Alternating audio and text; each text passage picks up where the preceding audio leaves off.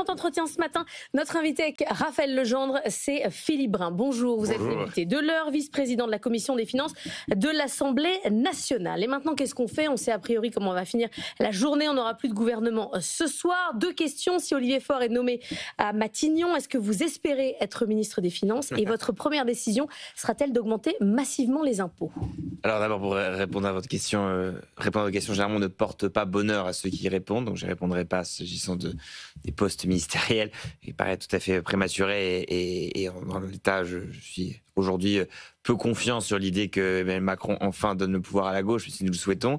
Et ensuite, la question sur le budget. Donc effectivement, vous avez présenté des propositions budgétaires où en vérité, on ne fait pas tant d'augmentation d'impôts que cela. Je rappelle qu'on n'augmente pas les impôts de production. 29,6 milliards d'euros avec d'augmentation d'impôts, Philippe. C'est pas énormément? C'est des additions que vous faites avec... c'est sur le programme, c'est pas moi qui l'ai fait. C'est avec sur votre et avec les crédits d'impôts et un certain nombre de choses, des dépenses fiscales que nous supprimons. La vérité, c'est des hausses d'impôts. Il ne faut pas tourner autour du pot quand même. Il n'y a aucune hausse d'impôts pour les entreprises.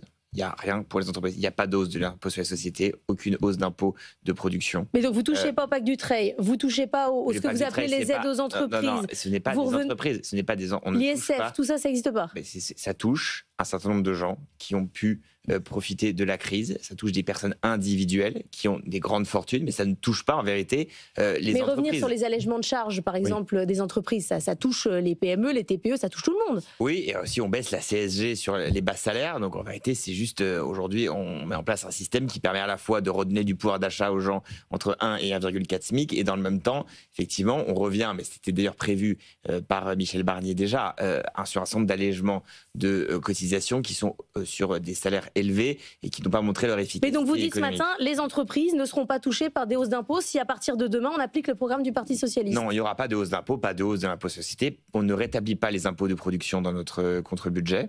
Et en vérité, on a un programme qui est plutôt pro-business, puisqu'on propose même de baisser l'IS sur les PME. Vous savez qu'aujourd'hui, il y a un taux réduit qui est à 15%, et on propose d'augmenter le plafond sur ce taux réduit.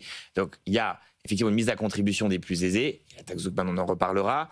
Il y a une augmentation d'un point du prélèvement forfaitaire unique. Il y a une taxation sur les grandes successions. Il y a un encadrement de Dutreil. Mais on ne touche pas les entreprises elles-mêmes. Mais quand même, c'est pas très pro-riche, mais c'est pro-business. Est-ce que vous êtes inspiré du programme de François Hollande en 2012? Parce qu'il y a une très forte augmentation de la fiscalité, notamment sur le capital, et donc qui touchera évidemment les entreprises. Vous augmentez la fiscalité sur les dividendes. Et puis, quand même, on voudrait avoir le détail de la reconfiguration des exonérations de cotisations sociales, qui va forcément toucher les entreprises aussi. Alors, et le coût du travail. Donc, je répète, ce n'est pas un vrai choc fiscal sur les entreprises, parce qu'elles sont exonérées d'efforts. Et je rappelle qu'avec notre plan de relance, elles bénéficieront à la fois des crédits de l'investissement que nous proposons pour 10 milliards et de la relance de la consommation grâce à la baisse de la CSG. Et comme Michel-Édouard Leclerc, par exemple, a salué ces propositions, parce qu'on a de déconsommation aujourd'hui. Tous les autres sont effrayés. Tous ceux qu'on interroge ici sur ce plateau sont plutôt effrayés par le programme du Parti Socialiste. On n'est pas sur un... Vous dites c'est pro-business. D'ailleurs, ce matin, vous essayez de rassurer. Évidemment, moi j'ai rencontré des porteurs de dettes. Ils ne sont pas inquiets de ce qu'on a proposé. Au contraire, ils ont le sentiment que c'est quelque chose de crédible, que c'est quelque chose de sérieux, et que surtout avec une trajectoire qui permet le retour à l'équilibre d'ici... En 2032. On étale l'effort, mais c'est ce que disent d'ailleurs eux-mêmes les porteurs de dette. Ils nous disent on préfère avoir une trajectoire qui soit crédible, qui soit lissée dans le temps, qui fasse l'objet d'un consensus politique, plutôt que d'avoir des grandes déclarations sans lendemain, où on dit on va réduire, on va faire 44 milliards, en vérité on n'est pas capable de les faire, censure ou dissolution. Donc nous on dit on est crédible, on le fera vraiment, on explique comment on va le faire. Il y aura une hausse de la fiscalité qui ne touchera pas les entreprises, qui touchera effectivement les ménages très très très aisés, les 1% de ménages les plus aisés, et des économies aussi, 15 milliards d'économies documentées sur le fonctionnement de l'État, sur les agences, sur un certain nombre, sur les achats de l'État. Et je crois que c'est cette trajectoire crédible aujourd'hui qui est la seule qui permet d'avoir un consensus à l'Assemblée nationale et de sortir le pays de l'ornière. Alors la moitié de ces hausses d'impôts, la moitié de ces 30 milliards de hausses d'impôts, c'est la taxe Zuckman, une taxe sur laquelle, donc je rappelle, une taxe de 2% sur les patrimoines de plus de 100 millions d'euros, c'est environ 1800 foyers fiscaux en France. Il y a un risque d'inconstitutionnalité sur cette taxe. Si elle ne passait pas le couperet du Conseil constitutionnel, comment compenseriez-vous ces 15 milliards de recettes? Bon, La vérité, c'est qu'on a mis la taxe Zuckman dans le budget en connaissant effectivement ce risque. Parce que cette taxe n'a jamais été mise en place. On n'a jamais eu d'impôt différentiel sur les patrimoines.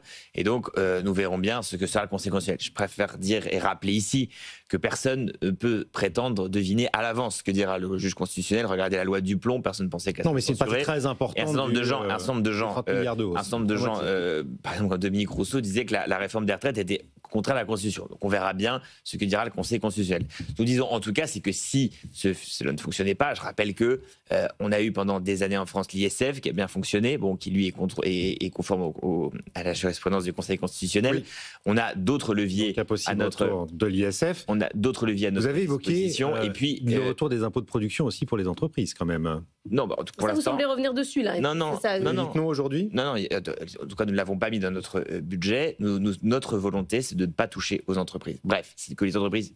Mais vous faites la distinction entre augmenté. Les riches qui sont parfois qui possèdent le capital, qui possèdent les entreprises, et puis les entreprises, comme si c'était complètement séparé, comme si ceux qui utilisaient le pacte Dutreil, c'était des riches qu'il fallait fiscaliser, mais c'était pas des patrons de PME qui voulaient transmettre. Sur Dutreil, on propose en vérité de faire exactement ce qui se passe aux États-Unis. Aujourd'hui, il y a une énorme optimisation sur Dutreil, qui n'est pas une optimisation pour les transmissions. Nous, on propose qu'on maintienne évidemment l'essentiel des dispositions qui permettent les transmissions d'entreprises familiales. Bien sûr. Mais vous touchez à Dutreil, vous savez ce qui va se passer, c'est que les boîtes vont être vendues à l'étranger. Écoutez, non, nous proposons de faire la même chose qu'aux États-Unis, d'accord ? De mettre fin au système dans lequel vous planquez dans votre holding toute votre fortune. Il y a 0 droit de succession quand vous la donnez à vos enfants. Donc, on a mis en place un système qui permet d'éviter cette optimisation. Donc oui, au Dutreil qui permet de transmettre un bien professionnel et d'éviter qu'un fonds de pension étranger rachète une entreprise industrielle française, une ETI, mais non au système qui vise en fait à mettre toute sa fortune, à planquer dans une holding et de la transmettre à ses enfants sans aucun droit de succession. Dans le même temps, les pauvres gens, eux, sont assassinés de droits de succession, disons un pavillon à 300 000 euros. Donc il faut aujourd'hui qu'il y ait de la justice. On ne peut pas taxer à mort le pavillon à 300 000 euros et les transmissions, et les transmissions pour les classes moyennes, et dans le même temps dire qu'il n'y a aucun impôt qui s'applique quand on fait remonter sa fortune dans une holding. Donc il faut jouer une taxe sur holding comme le font aujourd'hui les États-Unis. Ça fait partie des discussions en cours avec Bercy. Bercy comptait réformer la fiscalité du pacte Dutreil, en tout cas les effets de bord, pour le PLF 2026. Est-ce que ça pourrait faire partie des clés d'un accord de non-censure entre le bloc central et le Parti socialiste ? Nous revendiquons Matignon, donc nous revendiquons donc d'avoir la main sur la politique économique du pays. Et nous en discuterons, il n'y a pas de discussion pour l'instant. En tout cas, ce qui est vrai, c'est que tout le monde a bien compris, déjà, qu'il faudrait une contribution différentielle sur les patrimoines, que ça s'appelle Zuckman ou autre chose, c'est-à-dire qu'il faudra mettre à contribution un certain nombre de gens sur leur patrimoine financier. Alors, est-ce qu'on met les biens professionnels, pas les biens professionnels ? C'est un débat qui nous oppose à l'Assemblée nationale. Et puis, quelle est la définition des biens professionnels ? Parce que dans la taxe proposée à Amélie de Montchalin, qui n'a jamais été rendue publique, mais enfin, il y a eu beaucoup de papiers qui sont sortis, on excluait les biens professionnels de l'assiette de la taxe.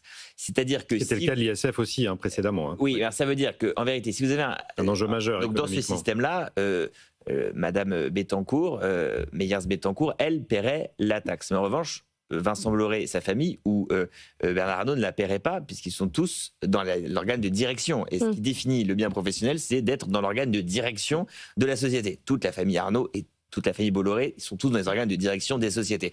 Donc il y a un problème fondamental avec cette définition. Et donc il y aura un débat, je crois, à l'Assemblée nationale sur quel est le bien professionnel et est-ce qu'il met un seuil à ce bien professionnel. Il nous reste quelques secondes, je voudrais vous entendre sur le logement, point fondamental de blocage, notamment dans l'économie française. Aujourd'hui, l'ensemble des investisseurs particuliers ont complètement lâché le marché. Ils ne veulent plus investir, trop de contraintes, ils préfèrent vendre, ils n'existent plus sur le marché. Qu'est-ce que vous faites, vous, aujourd'hui, demain, le PS à Matignon, pour relancer le logement en France ? On a fait des propositions l'année dernière qui ont été adoptées d'ailleurs dans l'Assemblée nationale et qui ont été retirées par 49.3, avec un nouveau dispositif de type Pinel, en vérité, pour favoriser l'investissement massif dans le logement. Ah, vous remettez le Pinel ? En tout cas, c'est pas le Pinel, c'est un nouveau dispositif qui permet d'investir dans le logement. On a proposé d'augmenter les prêts à taux zéro. On a proposé aussi dans le plan de relance un investissement direct de l'État dans les chantiers, notamment dans le logement social. C'est une priorité. Il manque 700 000 logements non construits par an depuis 2017. Les gens n'arrivent plus à se loger aujourd'hui et nous pensons qu'on réussira à relancer l'économie. Donc là, il faut des investisseurs. Donc là, vous agissez sur la fiscalité. Avec une carotte fiscale ? Bah oui. En tout cas, on a des propositions qu'on a faites depuis très longtemps avec Iñaki et Chaniz, qui est notre porte-parole sur ces sujets. Et donc, depuis longtemps, oui, on propose un certain nombre de dispositifs pour favoriser l'investissement. Aujourd'hui, on ne peut plus fermer les yeux devant cette réalité qui fait qu'aujourd'hui, ma permanence, par exemple, de député est remplie de gens qui demandent un logement, qui sont, y compris dans mon département, qui est un département rural. On n'est pas en Seine-Saint-Denis, on n'avait pas de problème de logement avant. Et aujourd'hui, c'est catastrophique, donc il faut absolument le faire. Merci beaucoup Philippe Brun d'être venu sur l'antenne de BFM Business ce matin.